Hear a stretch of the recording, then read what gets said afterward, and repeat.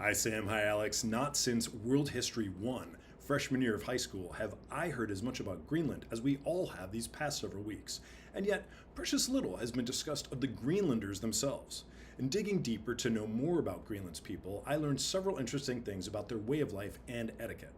With a population of less than 57,000 residents, most of whom are Inuit, as a people, they regulate their emotions so effectively that angriness is rare, not because they bite their tongues, but because as a culture they are simply more accepting of situations others might find frustrating or infuriating.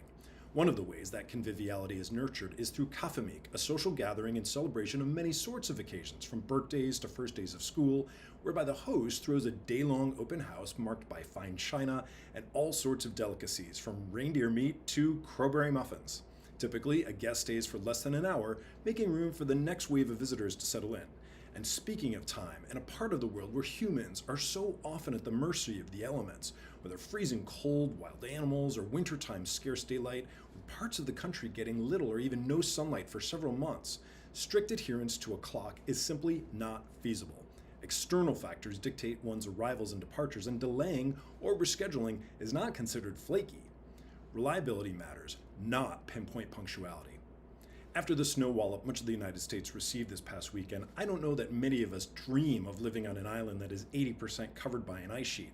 But rather than gandering lustfully at this fascinating part of the world and its geopolitical importance or its rare earth minerals, perhaps we as Americans might simply draw inspiration from some of their values. Couldn't we all benefit from being slower to anger, more open to opening our homes to friends and family, and more attuned to the natural world, operating in coordination with it rather than against it? None of which I learned in World History 1, but I'm very glad I know now.